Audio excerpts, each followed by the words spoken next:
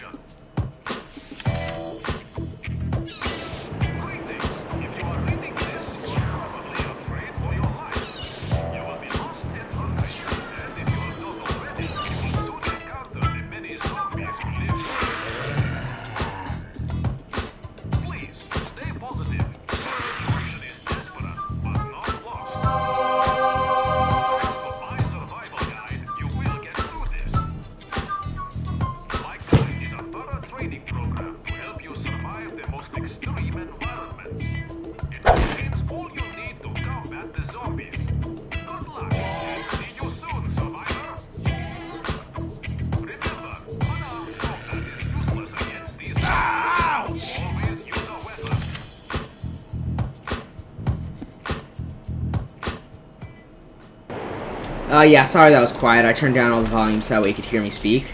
So, let's look at the first combat. What do? You just whack, click it again, and you got this just simple combat system, and you can charge for a critical, and that's about it. And from my understanding, that is the combat throughout the game. There's range combat, but that's not very interesting. So now, what if I want to go this way? What if I'm like, okay, I don't care about this guy, let's try to go through here. So, the bushes are in my way. Can I bash them? No, I need a certain weapon that I can't acquire until I go to where the game wants me to. So yeah, there's some blockage over there. Here's a guide that I don't really care for, because those cutscenes are pretty long and I don't want to wait through those. So yeah, I'll just slowly get hit. Also, a serious issue is, one, a bit of clipping, and two, these were kind of like shelters, and at one point I was kind of hiding behind here. I could not see I was getting attacked. And if you looked earlier, and you will see in some later combat, there's very little notification that you're being damaged. See, all that does is that goes down, and your guy flashes red. However, you certainly won't be looking up here. So one time I was over here, and I just left, and I found myself dead. Like, I was just looking away, I was going through my inventory or whatever, and the zombie was stuck here, my guy wasn't flashing red, and due to no better notice than this health bar up here, which I wasn't looking at, I died, and even though I technically shouldn't have. So yeah, that's a bit of an issue amongst many. As you can see, the game doesn't look amazing, and enemy variety isn't amazing either. Like, you know, it's enough. I went through like a challenge mode, you know, it's a good amount of enemy variety, but like overall, this game is just so boring. I'll give you a bit more gameplay, but the entire thing is linear. So now I gotta go around here, like just so many like shelves and things, so many like just linear pathways that just artificially extend the length of these levels. Not to mention incredibly repetitive scenery. But also, if you go off the beaten trail, another thing that happens is that there's no zombies there. And there's nothing to do when you go off the beaten trail. So, quite literally, the game does not exist. Even like there's... Okay, I'm trying again. Even though there are other ways to go slightly later on, there's no point in going to them because there's nothing to do there. So, it's linear anyway. So now let's go talk to this guy, who appears to be missing his legs and has found crutches. So essentially his story is that he got bitten in the leg, so he cut off his leg, and somehow he found crutches. I actually believe those to be sticks. No, those are crutches. I don't know how. So now he wants me to follow him. So there's nothing I can really do here. I can go back here and find this little thing, but how's that going to help me? So I have to wait, and the game won't let me progress until I wait. And this just keeps on going on. And do you want to know what I'm doing in the meantime for fun? I'm waiting. Nothing but waiting. I did acquire a machete, which I can use to chop down bushes, but as an average player may have been, he would be bored. So, let's go beat these zombies I left behind, or may have respawned.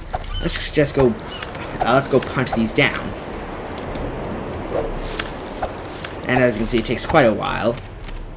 And another thing is that, like, all the scenery just gets in your way. That's a huge pain. And what's there to do here?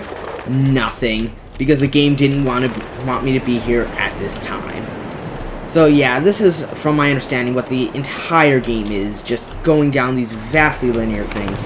Like, just look at the map right here, you can just see how linear it truly is, and also bear in mind that there's all the blocking stuff, so just picture a whole bunch of, like, it even accounts for some of those towards the bottom, the red things. I mean, it's just so linear and boring, and the combat isn't anything. It's just like click the button the same amount of times in the general direction of the zombie, and they'll die pretty fast. And in addition to some strafing, you'll have no trouble at all. There's one like suicide zombie pretty much, and also like he just gave me a little thing to build this fire. So I need to unlock it in skill tree. So I go E, move over. That is the objective, and here is the skill for fire. And let's just ignite that, because hey, he just cut off his leg and somehow made crutches. You know, I don't think he's capable of building a fire. So yeah, I gotta go through here, and now I got a flashlight. So now he wants me to go to... Wait, he wants me to talk to him again. No, wait, then I need to wait. Then I need to talk to him again, then I need to go to the village in the top left. And this is about that point in the game, about like 10 more minutes in, that I just got so bored. I was killed later on, and it's just so bad. What other problems are there? I have a small thing of notes. Also, the music is a little bit freaky, and I'm not wrong with that. You know, if they want to go for a horror feel, then they can if they want to, but, like, the game, as you can tell by those guides, it doesn't take itself seriously, and then it has, like, the creepy music, and that's like, what are you doing? What kind of feel do you want? So you have these silly guides around here that I don't really care for because the cutscenes are boring.